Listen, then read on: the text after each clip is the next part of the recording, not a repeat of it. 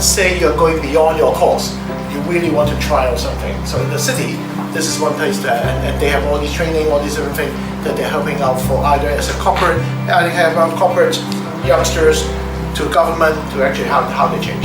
So that's what they've been doing. Thank you very much, Erwin. Me and Erwin just caught up over lunch, and you're very lucky to have him. If you are from HKUST, he's at the cutting edge of innovation in so many different aspects, and we're really happy to have you guys. We have been existing for about 6-7 years now, but to describe what we do is actually kind of a journey because everything grows, everything adapts, everything needs to change with time. And when we first started with this business model, it was kind of a step into unknown. Okay, so we actually we started in 2012. All right, and then going to the first bit, we were actually just a co-working space for SEs or charities and so on and so forth. So we experimented with that for a while. That doesn't make you money.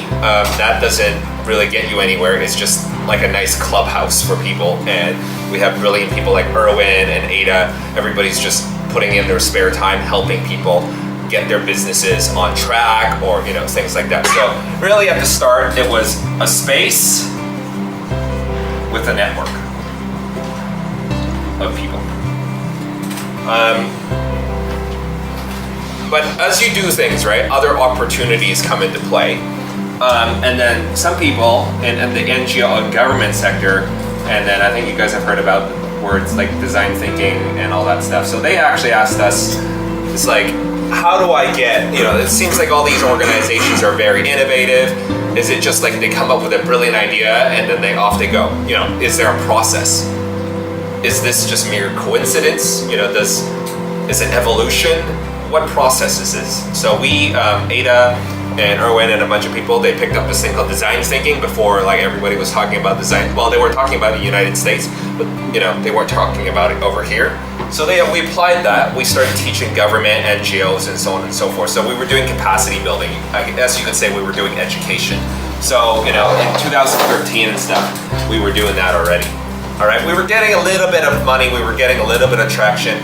But I think in the last 2015, 2016, where we're really expanding our business, you could say, is actually in partnerships. Okay, so in partnerships with the government, with NGOs, because large organizations like large charities or large government entities, they want to do something new, but they're using old processes, right?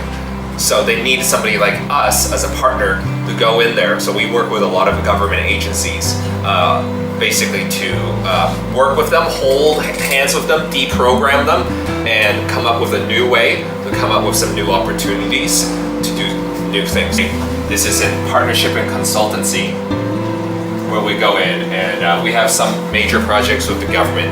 That's where I guess you could say where our specialty is. So it's an evolution, but it's not like we stop doing what we do over here. Why we're able to do this stuff is because we have the network and the people and the resources and the connection. So if we started off just doing this, we would have never been able to do this. We're only able to do this because we've done all of these other things. So it's, there's a greater power out there, and they sowed the seeds step by step for us to get over here. So this is our trajectory. We're actually going to do a lot more of this stuff. We're growing our team in a much more sustainable way, because just by renting out space is not going to, one, solve the problem, nor is it going to be a real sustainable pathway for us. So for us, our future strategy isn't in that part. It's actually in that part.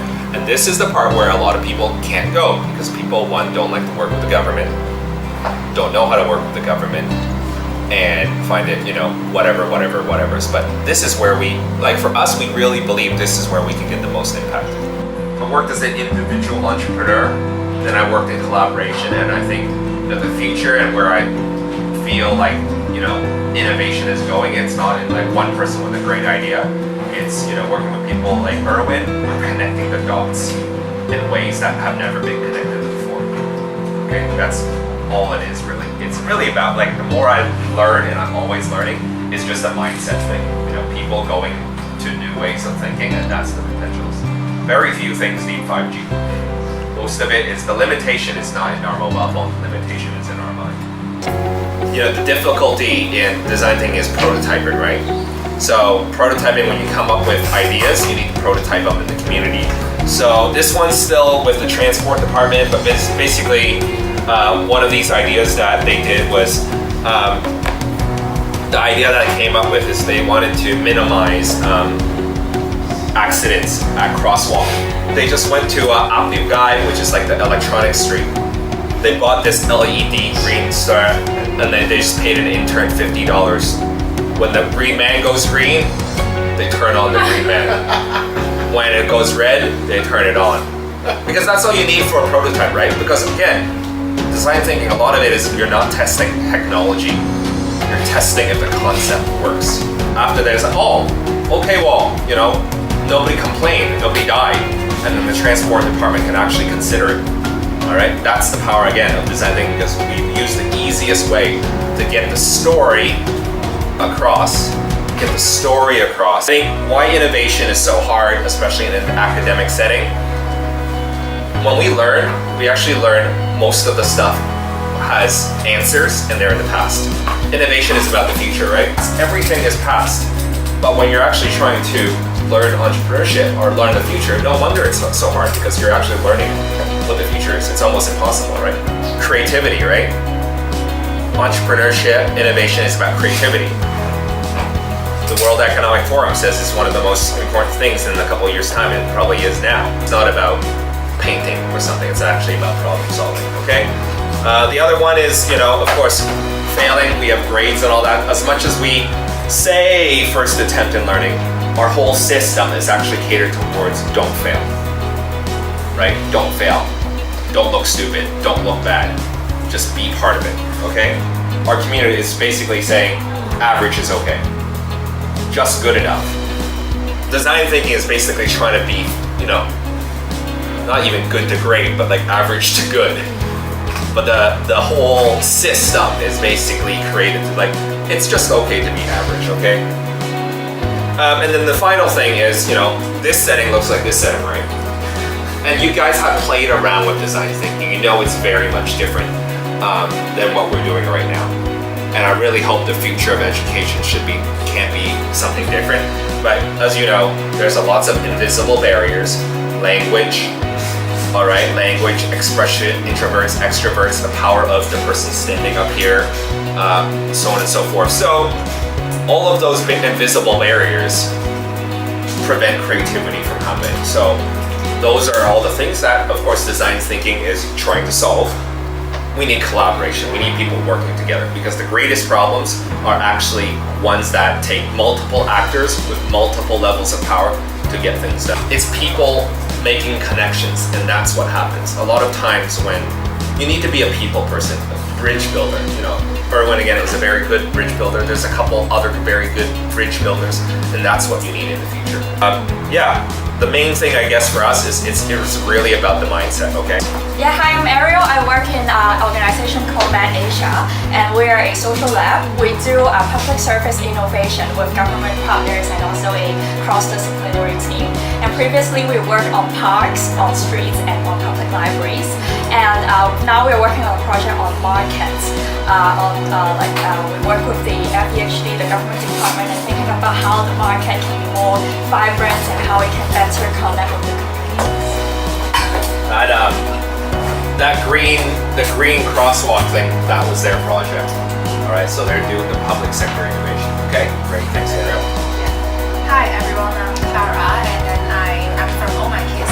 We do kids events, and we are an agency, but we only do kids and family events because we empower kids in Hong Kong to do what they want, to develop their potential.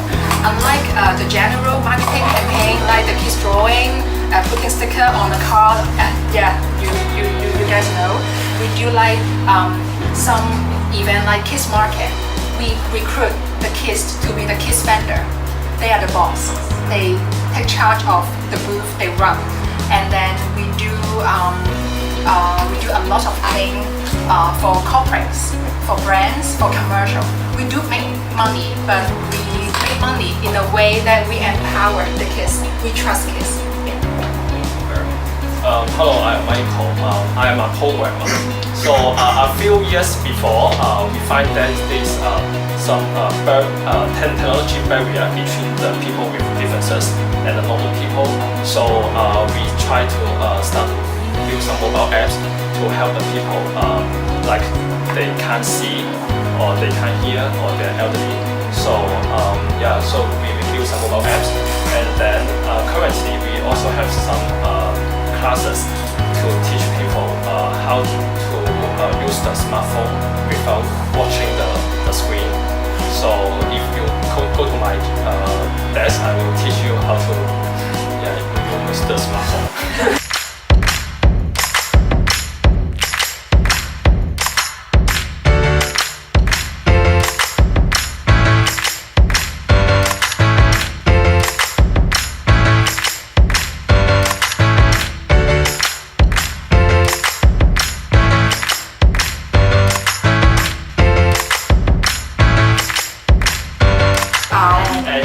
If we want to like empower the kids, first we need to get the parents know what we are doing.